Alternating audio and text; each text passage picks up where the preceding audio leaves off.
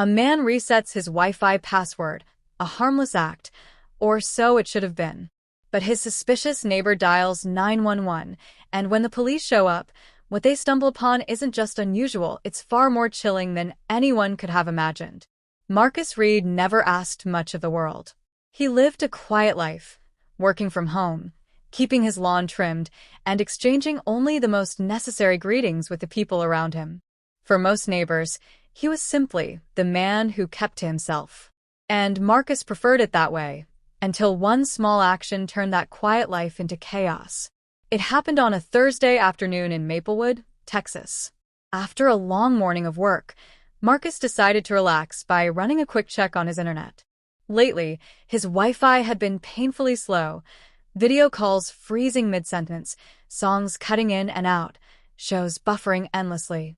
At first, he blamed his provider, but something about it didn't feel right. Curious, he opened his router settings on his phone. That's when he noticed a device he didn't recognize. This wasn't some random string of numbers, it had a name. Maplewood I01. Marcus froze.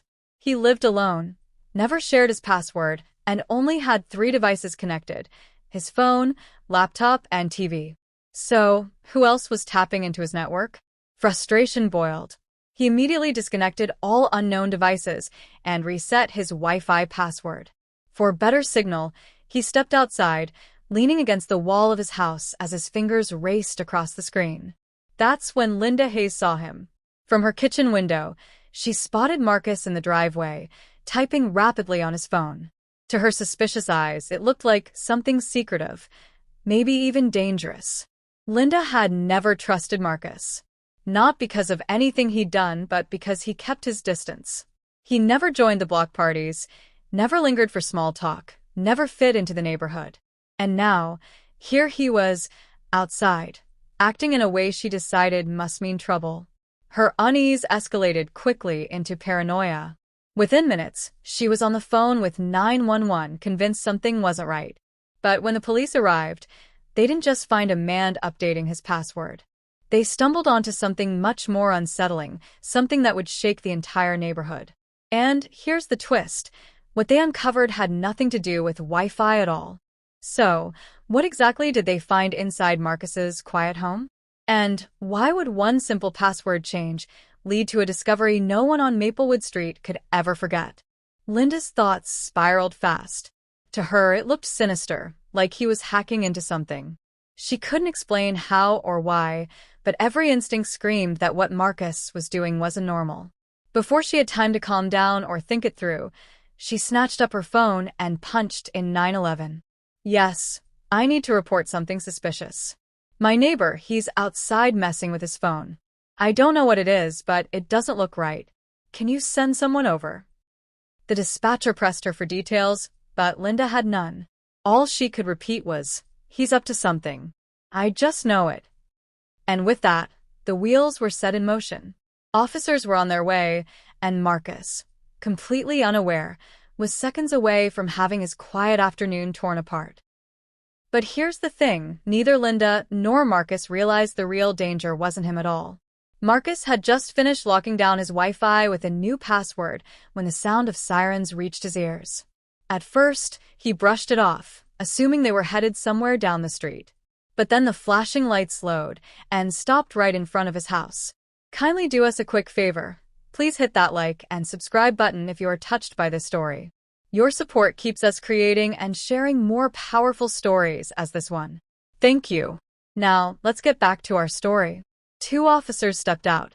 The first was Detective Grant Lawson, tall and broad-shouldered, his expression sharp and unreadable. His partner, Officer Julia Price, smaller in build but commanding in presence, flanked him with a steady stride.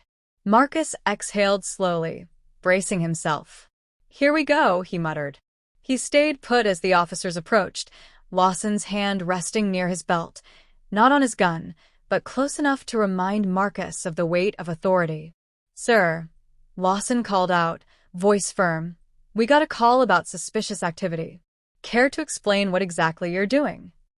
And in that tense moment, as the eyes of the neighborhood turned toward his driveway, Marcus had no idea that what came next would uncover a secret neither he nor Linda could have possibly imagined.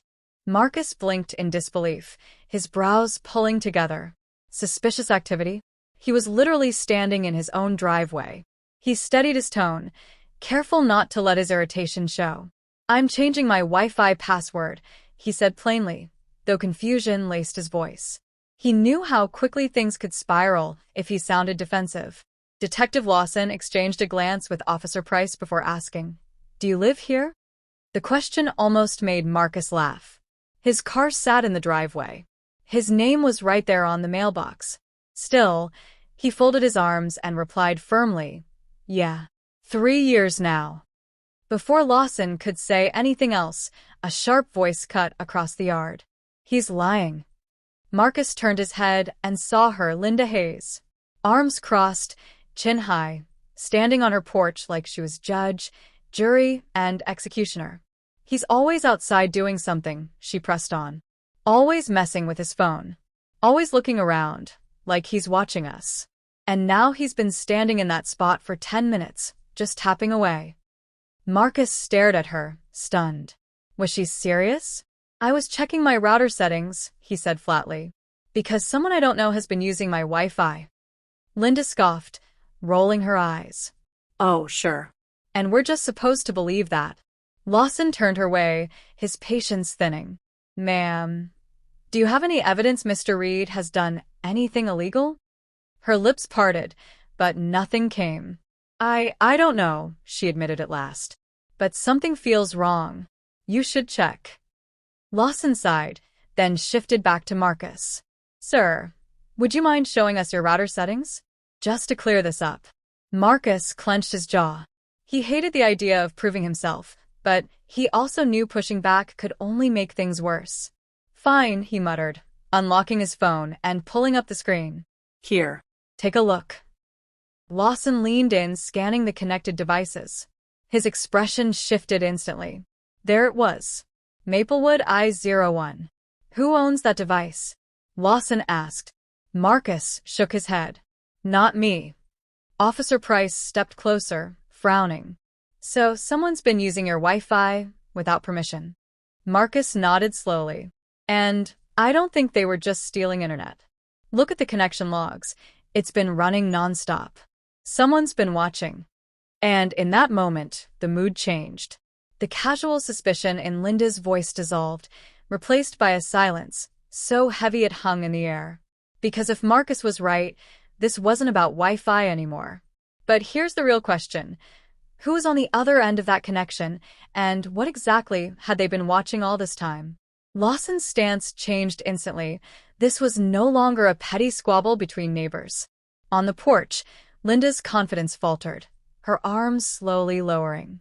"Wait, what do you mean watching?" she asked, her voice thinner now. Marcus turned, his gaze sharp. "I mean someone's been spying. And it's not just me they could be watching, it could be all of us." The words hit the air like a stone in water, sending ripples of silence across the yard. Linda, who moments earlier was so sure of herself, now looked unsettled. Spying was not the answer she expected. Lawson straightened, his tone shifting. "All right, let's go inside. I need to see exactly what we're dealing with." Marcus didn't argue. He led them into his home, frustration burning just beneath the surface. He hadn't done anything wrong, yet here he was, treated like a suspect under his own roof. Linda hesitated, then followed, something inside her whispering she needed to know the truth.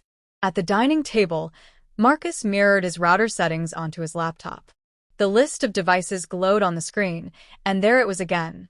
Maplewood I-01, connected, active, alive. Officer Price leaned in. "Can you tell what kind of device this is?" Marcus clicked deeper, fingers moving quickly. Not exactly, but he froze. His face drained of color. Lawson caught it immediately. "What is it?" Marcus's throat tightened. "It's been accessing camera feeds." The room went cold. Linda blinked hard, her voice barely a whisper. I don't understand." "What camera feeds?" Marcus slowly turned the screen toward them. "Mine. My home security cameras. Someone's been watching my live feeds." And the terrifying part? Whoever it was hadn't just been watching for a moment. It had been going on much longer than anyone realized. Price's eyes narrowed, her voice firm. You're telling me someone's been spying on you, using your own security system? Marcus let out a sharp breath. That's exactly what I'm saying. But then his gut twisted as he scrolled further. His pulse quickened. The logs weren't just tied to his home. They showed connections reaching into other houses.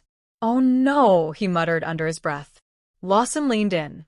What do you mean? Marcus tapped the screen, jaw tightening. Whoever this is, they're not just watching me. They're watching other people in this neighborhood. Linda staggered back, her face pale. No. No, that's impossible. Are you sure? Marcus shot back. He clicked another entry. A live feed flickered onto the screen, a hallway, a living room, then a bedroom. Linda's gasp pierced the silence. Wait, that's... She didn't need to finish. Marcus knew it instantly. It was her house. She stumbled backward, her hand clamped over her mouth as if the air had been ripped away. Lawson's tone turned razor-sharp. How the hell is this happening? Marcus's knuckles whitened as he gripped the laptop. If I had to guess, someone here set up a fake Wi-Fi network. It looks normal, so people connect without realizing. Once they're in, their devices are wide open. Price's face darkened. A man-in-the-middle attack. Marcus nodded grimly. Exactly. Linda's voice trembled, barely holding steady. So, you're saying someone's been watching me? My family? Marcus's eyes locked with hers. That's exactly what I'm saying. Her legs gave way, and she dropped into a chair, trembling. Oh my God. Lawson's jaw tightened as he reached for his radio. We need cybercrime on this. Whoever's behind it isn't just snooping, they're committing a federal offense. But here's the chilling part.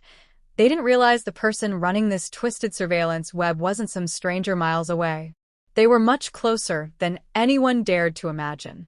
Price's jaw tightened, her voice low but urgent. If we don't shut this down now, who knows how much damage has already been done? Marcus, still hunched over his laptop, kept digging. He wasn't an expert hacker, but he knew enough to follow digital breadcrumbs. His fingers flew across the keys until the IP logs came up. Then he froze. His face drained of color. This can't be right, he whispered. Lawson leaned forward. What did you find? Marcus slowly turned the screen toward them. The data, it's not going to some random server overseas. It's being routed to an address right here in this neighborhood. Linda's breath caught. Wait, are you saying someone nearby is behind this? Marcus gave a grim nod. It's coming from a house just a few doors down. Lawson's expression hardened. Can you tell which one? Working quickly, Marcus cross-referenced timestamps and signal strength until the answer appeared in front of him. His chest tightened as recognition hit. He knew that address. And so did Linda. Her voice cracked. No, it can't be.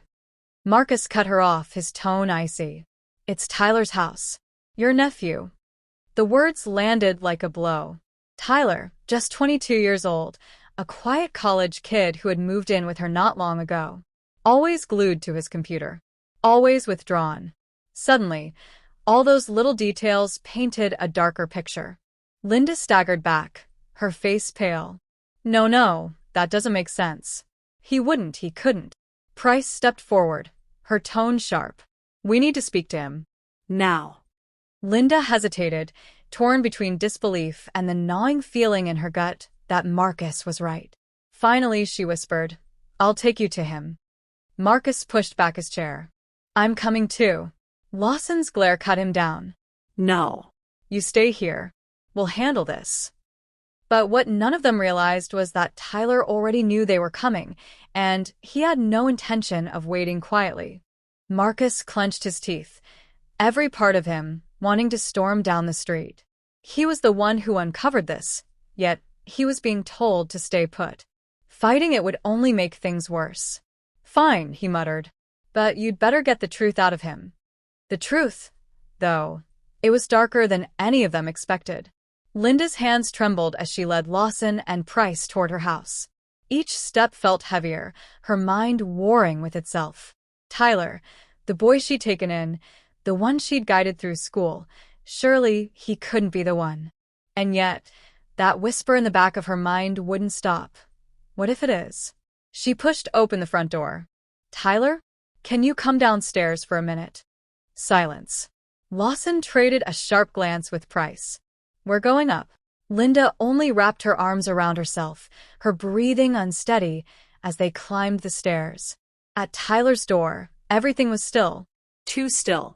Lawson knocked hard. Tyler, this is the police. Open the door. For a moment, nothing.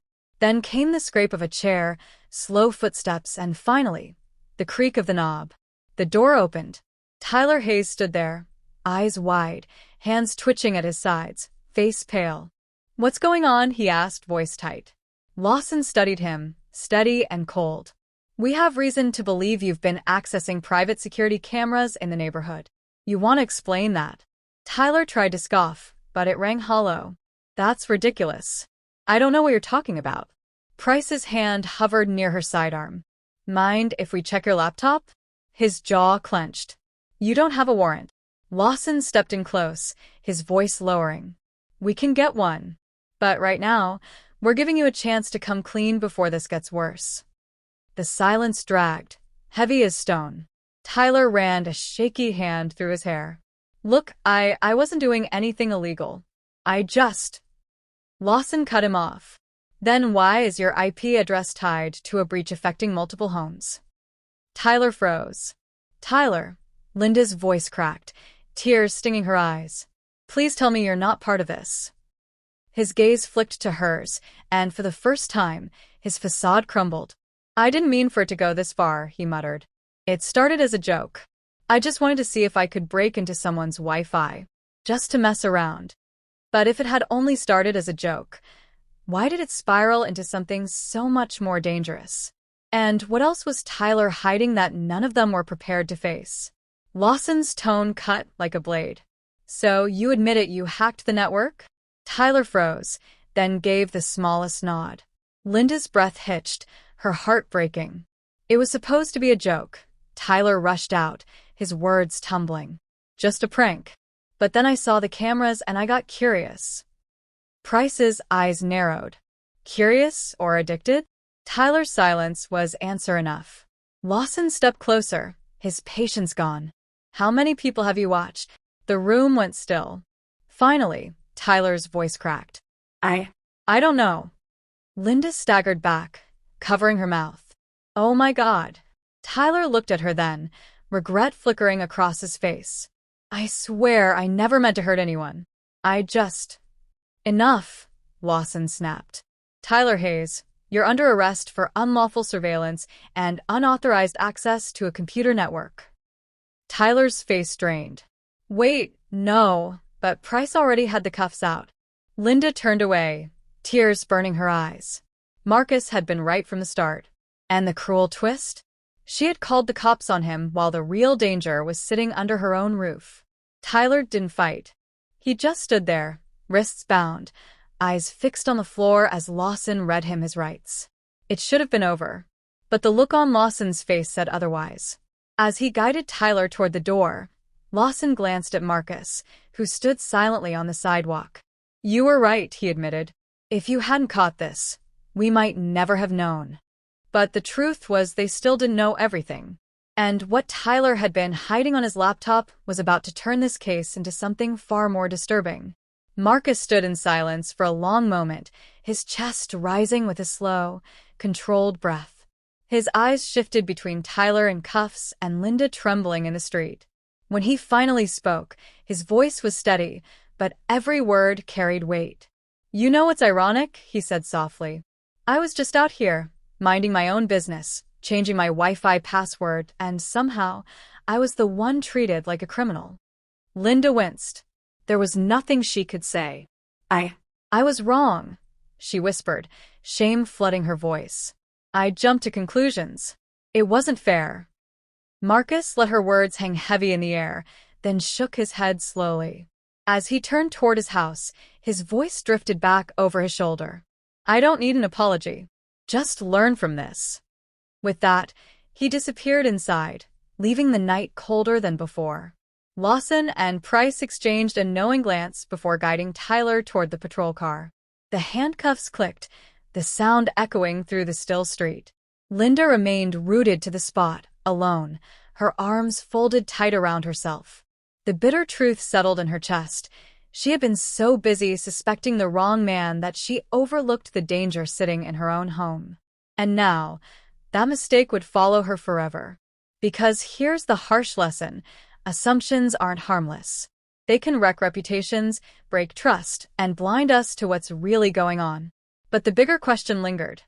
If Tyler was capable of this, was he really working alone? Or had they only uncovered the beginning of something far more sinister? If you were moved by this story, share it, like, and subscribe for inspiring stories. Thanks for watching. See you in the next one.